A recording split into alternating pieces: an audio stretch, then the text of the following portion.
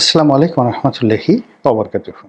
সম্মানিত দর্শক, বাংলাদেশের রাজনীতি নিয়ে ভারত ক্রমশ অধৈর্য হয়ে পড়েছে। ইন জেনারেল ভারতের যে চাণক্য নীতি, এই চাণক্য নীতির একটা প্রধান বৈশিষ্ট্য হলো খুব ধীর এবং স্থির।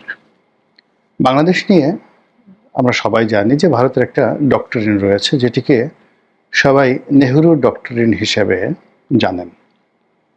আমার ভিডিওতে একাধিকবার আমি নেহরু ডক্টরিন সম্পর্কে আলোচনা করেছি। সেটা নিয়ে আমি আবার বলছি।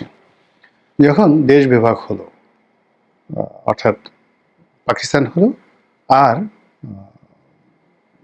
ভারত হলো, তো ওই সময়টাতে জানেন যে কতগুলো এলাকাতে ভীষণ রকম দাঙ্গা শুরু হলো, বিশেষ করে কলকাতাতে এবং পাকিস্তানের পাঞ্জাবে।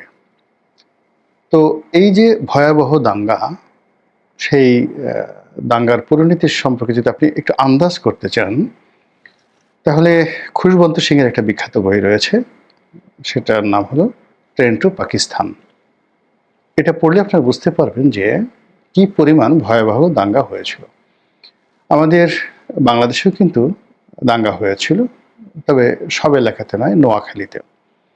এবং সেই দাঙ্গার পর, মানে এটা এতটা সিরিয়াস ভারতের কাছে ছিল যে সেই দাঙ্গার পর ইন 1946, 1946 সনে মহাত্মা গান্ধী তিনি মানে নোয়াখালীতে এসেছিলেন এবং সেখানে একটা আশ্রমও তিনি তৈরি করেছিলেন। এবং বলা হয়ে থাকে যে বাঙালিরা তার প্রতি এতটা বিরক্ত ছিল যে সেই আশ্রম থেকে সেই তার ছাগল বাঙালিরা নিয়ে গিয়েছিল, এরকম কথাবার্তা হচ্ছে। তো এনিওয়ে, তো এই যে নানা রকম যে দ্বন্দ্ব ফ্যাসাদ দাঙ্গা হাঙ্গামা, এত কিছুর মধ্যেই বাংলাদেশ এবং পাকিস্তান, পূর্ববঙ্গ এবং পশ্চিমবঙ্গ নাম নিয়ে আলাদা একটা রাষ্ট্র হলো, আর ভারত একটা আলাদা রাষ্ট্র হলো। এখানে প্রথম গভর্নর জেনারেল হিসেবে মোহাম্মদ আলী জিন্নাহ আসলেন এবং তার অধীন একটা সংসদীয় গণতন্ত্র টাইপের একটা কিছু হওয়ার চেষ্টা হলো পাকিস্তানে। আর অন্যদিকে ভারতে প্রথম দিন থেকে সেখানে পার্লামেন্টারি ফর্ম অফ গভর্নমেন্ট, এখন যেটা চলছে, এভাবে চালু হলো। এবং সেই পার্লামেন্টারি ফর্ম অফ গভর্নমেন্টের প্রধান হলেন পণ্ডিত জওহরলাল নেহেরু।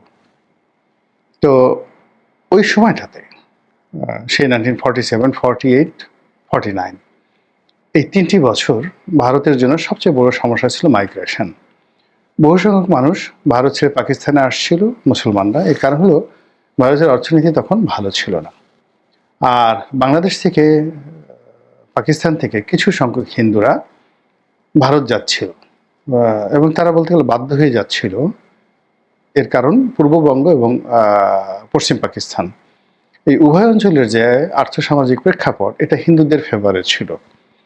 কিন্তু সেই হিন্দু জমিদারি প্রথা উঠে যাওয়া এবং পাকিস্তান রাষ্ট্রের মধ্যে হঠাৎ করে উগ্র মৌলবাদ মাথা ছাড়াতে উঠছে, এই ভয়ে অনেক হিন্দু দেশ ছেড়ে দেখা গেল ভারতে চলে যাচ্ছিল।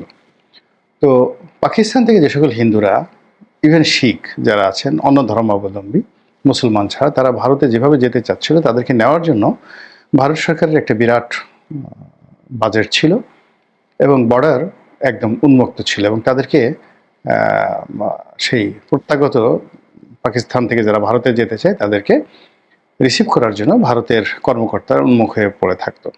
তো সেই দিক থেকে পূর্ব পাকিস্তান থেকে যারা যাচ্ছিল, তারা ঠিক এই ওয়ার্ম রিসেপশনটা পায়নি, হিন্দুরাও পায়নি। এমনকি যে সকল মুসলমানরা খুব অল্প পরিমাণ যাওয়ার চেষ্টা করেছিল, তারাও সেই রিসেপশনটা পায়নি। অধিকাংশ সীমান্তে প্রায় বন্ধ করে রাখা হয়েছিল, যাতে সহজে বাঙালিরা যেতে পারে না।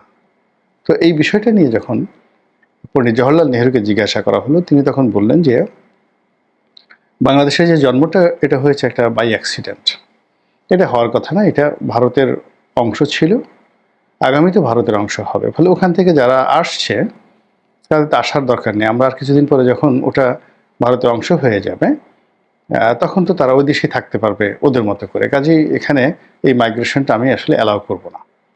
তো এই যে তার যে মন মানসিকতা, এই মন মানসিকতার উপর ভিত্তি করে যে একটা ডক্ট্রিন তৈরি হয়েছিল, সেটাকে বলা হয় নেহরু ডক্ট্রিন। এবং যখনই নেহরু ডক্ট্রিন হয়েছিল ঠিক একই সময় কিন্তু বার্মা অ্যাক্ট, এই যে মায়ানমার অঞ্চলে যে আমেরিকার আধিপত্য, এটাও কিন্তু ওই সমসাময়িক, অর্থাৎ বলা হয়ে থাকে যে নেহরু ডক্ট্রিনের সময়কাল 1953 সন, আর বার্মা অ্যাক্টেরও সময়কাল 1953 সাল। একই সঙ্গে কিন্তু দুটো জিনিস হয়েছে।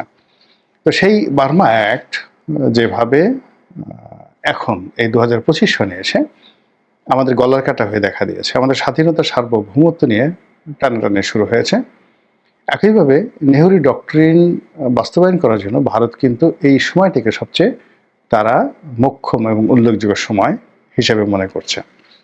আমরা 1971 সনে মহান মুক্তিযুদ্ধে ভারতের অবদান অবশ্যই অস্বীকার করি না, কিন্তু তার সঙ্গে সঙ্গে আমাদের কতগুলো ভয়, দুটো মেজর ভয়।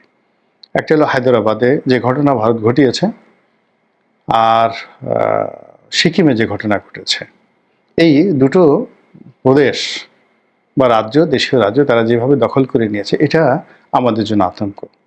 অন্যদিকে কেন্দ্রীয় সরকার যেভাবে কাশ্মীরের উপর জুলুম অত্যাচার করে, মুসলমানদের উপর যেভাবে, আসামের মুসলমানদের উপর যেভাবে জুলুম অত্যাচার করে, সেদিক থেকে আমরা বাংলাদেশে যারা আছি, আমাদের জন্য ভারত সবসময় একটা মানসিক যন্ত্রণা তৈরি করে রেখেছে। ফলে এই বাংলাদেশে সেই 1947 থেকে এখন অবধি ভারত বিরোধী একটা মনোভাব কিন্তু সবসময় ছিল।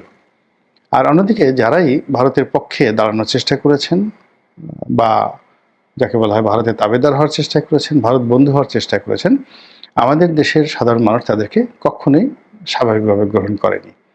তো এনিওয়ে, সেই কাগজ কলমে যে কথা, সেই কথার বাইরে যেটি হলো যে যেহেতু আমরা একটা ল্যান্ড লক কান্ট্রি, আমাদের সমুদ্র আছে, কিন্তু সমুদ্রের মহীসোপান পাড়ি দিলেই যে জলভূমি, সেই জলভূমির উপর ভারতীয় নৌবাহিনীর একছত্র আধিপত্য।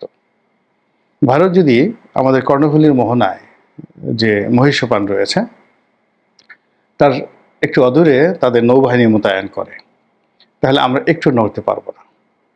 আবার অন্যদিকে নাফ নদীর যে অংশটি গিয়ে বঙ্গোপসাগরে মিশেছে, কক্সবাজার থেকে শুরু করে সেই টেকনাফ যে অঞ্চলের সঙ্গে মায়ানমারের সীমান্ত রয়েছে, সেখানে মায়ানমার আর্মি, মায়ানমার নেভি, তারা যদি সেখানে শক্তি প্রয়োগ করে, আমরা এখনও সেটা মোকাবেলা করার মতো অবস্থায় আছি কিনা এটা বাংলাদেশ নেভি বলতে পারবে। কিন্তু নেভির বাইরে গিয়ে যদি এয়ার ফোর্স বলেন, তারপরে মিলিটারি ফোর্স, যেটাকে আমরা স্থলবাহিনী বলি, আমরা এখন মায়ানমারের চাইতে অনেক অনেক পিছিয়ে আছি। তাহলে চিন্তা করুন যে সমুদ্রে একদিকে মায়ানমার, একদিকে ভারত, এটা বাদ